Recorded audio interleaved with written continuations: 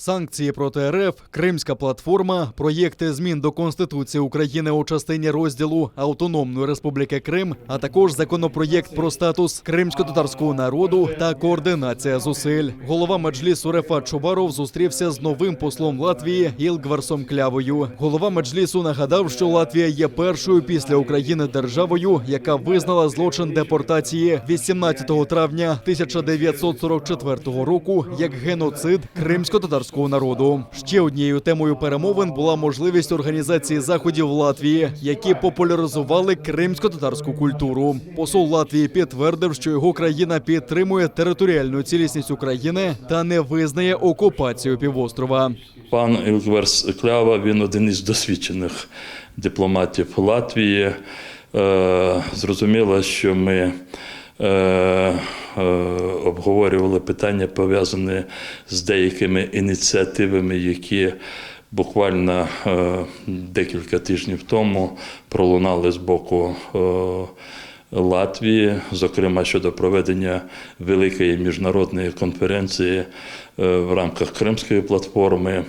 І зараз буде відбуватися підготовка до цієї конференції, і ми пропонували участь з боку Меджлісу кримськотатарського народу як одного із таких співорганізаторів цієї конференції. Говорячи про Крим, ми також пана посла проінформували про наші підходи і принципи щодо розвитку після деокупації Кримської автономії. Ми детально розказали про ті законопроєкти, які нами підготовлені, зокрема щодо змін до Конституції України в частині розділу Автономної Республіки Крим, а також законопроєкт про статус кримсько-татарського народу. Мы обсуждали пути, по которым мы можем развивать сотрудничество, и тоже по чисто на таком политическом уровне, и тоже на что мы можем продвигать, что мы можем делать на каком-то уровне культурном, то есть по культуре, в сфере культуры или образования и по другим направлениям. Сприяти звільненню українців, які незаконно утримуються за ґратами в Криму або в Росії, у тому числі першого заступника голови Меджлісу кримсько-татарського народу Нарімана Джеляла, позаштатного журналіста Радіо Свобода Владислава Єсепенка та інших. З таким проханням міністр закордонних справ України звернувся до генеральної секретарки Ради Європи. У Києві відбулися перемовини між Дмитром Кулебою та Марією Пейчинович-Бурич. Глава української дипломатії заявив про готовність України активізувати розвиток відносин з Радою Європи після кількорічного уповільнення, спричиненого необґрунтованим і безпідставним поверненням російської делегації до парламентської асамблеї Ради Європи. Він додав, що зараз співпраця України та Ради Європи активно розвивається за 3 пріоритетними напрямками: захист прав людини, забезпечення верховенства права, розвиток демократичних інституцій. Це сприяє руху України до ЄС та НАТО. Я впевнений, що після декількох років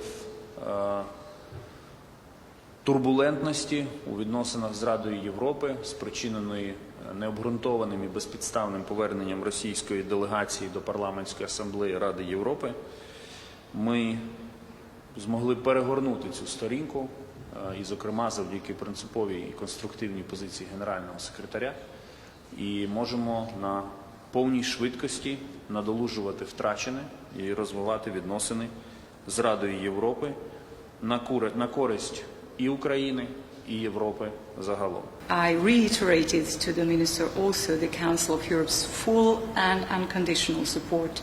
Рада Європи цілком підтримує суверенітет та територіальну цілісність України в рамках міжнародно визнаних кордонів. І, звичайно, невирішені конфлікти залишаються дуже важливими для Європейського Союзу. Я підтримую мінські домовленості і сподіваюся, що будуть підтримані умови перемир'я.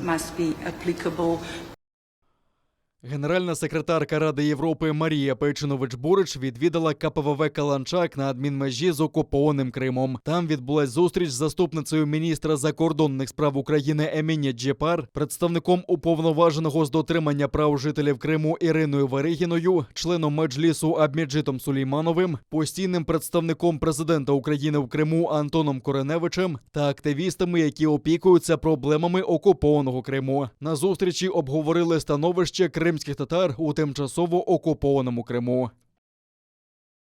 Туреччина не визнавала та не визнає незаконної анексії Криму. Про це заявив міністр закордонних справ Туреччини Мевлют Чавушоглу на засіданні бюджетного комітету Великих національних зборів парламенту країни. Глава МЗС зазначив, що хоча у Туреччини та Росії розвиваються двосторонні відносини, існують і розбіжності в українському питанні. Він пообіцяв, що Анкара й надалі допомагатиме кримським татарам.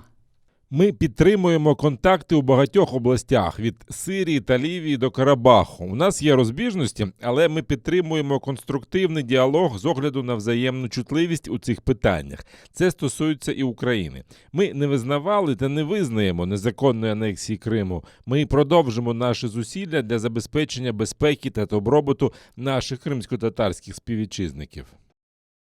Новопризначена віце-прем'єр-міністр з питань реінтеграції тимчасово окупованих територій Ірина Верещук наступного тижня планує відвідати Донбас. Про це вона розповіла журналістам в кулуарах парламенту. Каже, хоче зустрітися з людьми, які там живуть та краще знають про свої проблеми. Верещук також розповіла, що при міністерстві буде створено експертну та громадську ради, а також агенцію відновлення миру. Це буде агентство, яке буде цілеспрямовано займатися формуванням реєстрів, а потім і складання позовів.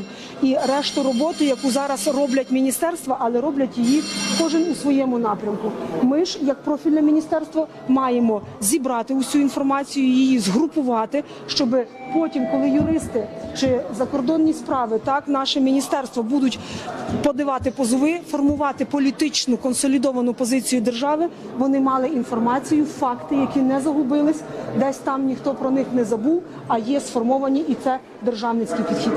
На думку Верещук, для реінтеграції тимчасово окупованих територій знадобиться менше, ніж 25 років. Усе залежатиме від того, як працюватиме над цим держава.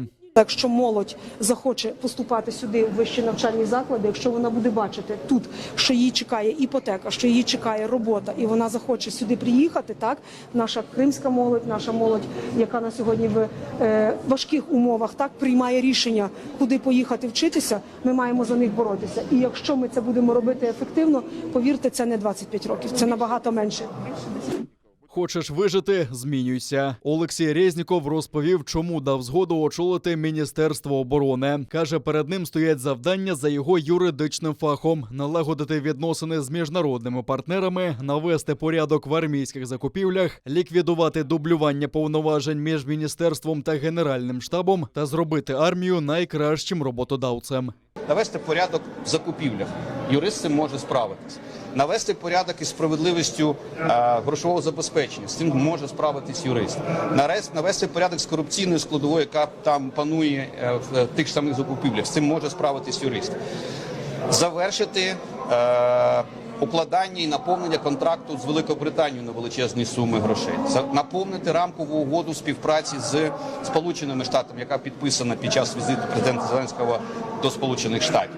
Багато дипломатичної роботи з юридичним та спілкування з дружніми країнами, з послами, які їх представляють, з військовими радниками, організація роботи експертної групи і так далі. І так далі. Переконаний, що треба займатися серйозно військовою освітою.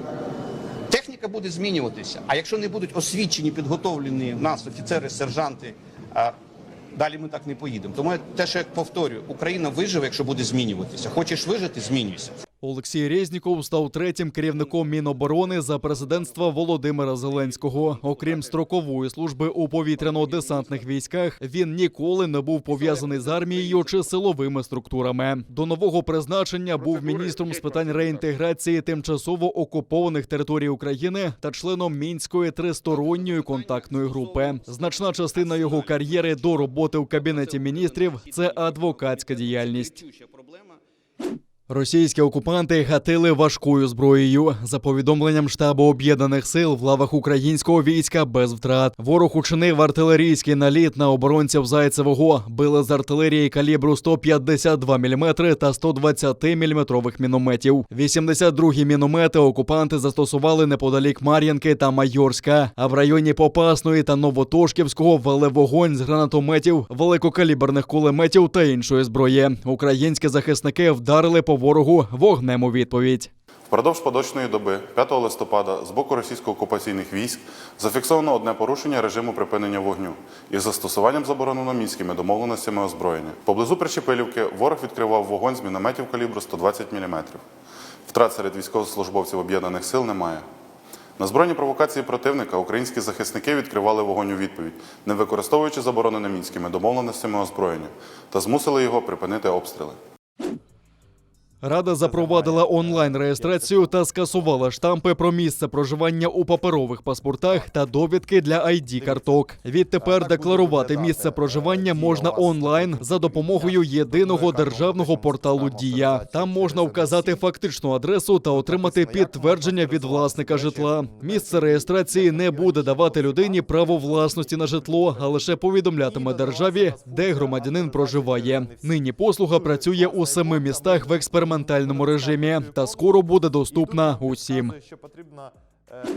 Майже 26,5 тисяч випадків COVID-19 виявили на материковій частині України минулої доби. Такі дані наводить Міністерство охорони здоров'я. Водночас одужали майже 12 тисяч українців, а ще 696 людей не змогли подолати хворобу. На тлі погіршення епідемічної ситуації посли ЄС погодили вилучення України із зеленого списку для подорожей наступного тижня. Рішення про виключення України зі списку автоматично не означатиме зміни правил перетину кордону. Проте країни ЄС, як правило, дослухаються до рекомендацій Ради ЄС та запроваджують обмеження на в'їзд для жителів країн, яких немає у списку, та на туристичні мандрівки для них. Утім, це ще не остаточне рішення, каже міністр закордонних справ Дмитро Кулеба. Після виключення України з зеленого списку ЄС тотального закриття кордонів Євросоюзу не буде. Це рекомендація, а фінальні рішення ухвалюватиме кожна окрема країна ЄС. МЗС України активно працює з партнерами, аби зберегти максимальну свободу подорожей для українців.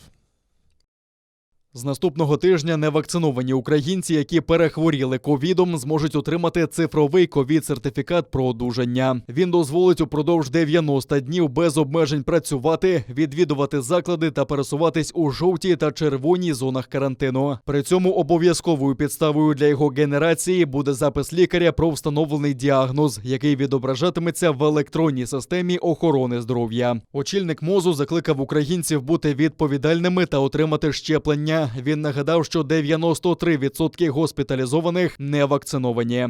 Лише вакцинація захищає і рятує життя. Завдяки вакцинації кожну годину ми зараз рятуємо 10 життів. Кожні 6 хвилин ми рятуємо одне людське життя. І серед цих врятованих можете бути ви, ваші батьки, рідні, друзі. Треба зробити тільки одну річ – вакцинуватись самому та переконати зробити це своїх рідних та близьких. Вакцини допоможуть подолати пандемію, але головна вакцина проти пандемії – відповідальність.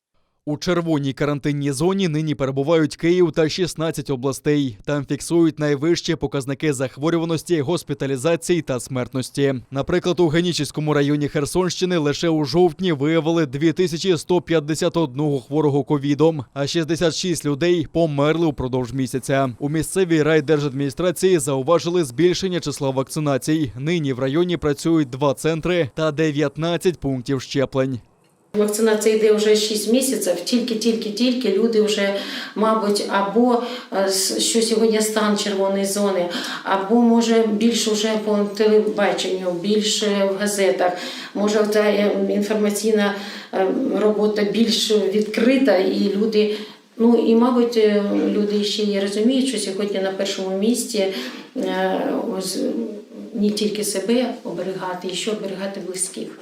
За даними МОЗу, майже 8 мільйонів українців пройшли повний курс щеплення від COVID-19, а це більше 17,5% населення.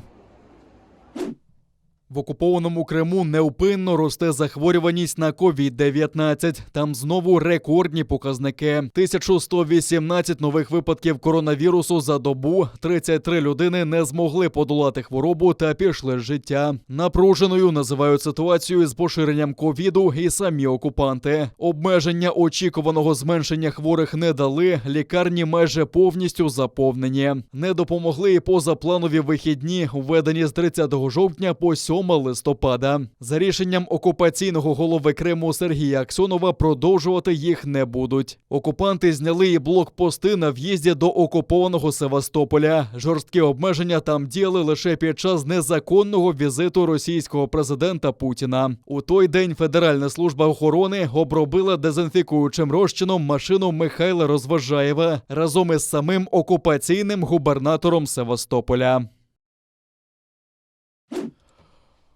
Людські кістки просто під ногами. У селі Шума, Верхня Кутузівка під Алуштою осквернили мусульманський цвинтар. Тут розпочали будівництво прямо на місці старих поховань. Місцеві жителі, кримські татари, дізналися про те, що сталося випадково, коли з-під бульдозера почали з'являтися людські кістки та залишки надгробків. Виявилося, що верхній шар землі разом з кістками будівельники відвезли в урвище. Те, що на цьому місці у селі Шума розташований старий мусульманський цвинтар, знають усі місцеві жителі. Не знати цього неможливо, бо ж надгробки лежать тут усюди. Місцевим жителям довелося збирати людські кістки вручну. Кримські татари звернулися до окупаційної влади, щоб ті звернули увагу на вандалізм. Утім, це далеко не перший випадок, коли будинки, розважальні комплекси чи газопроводи зводять прямо на людських рештках.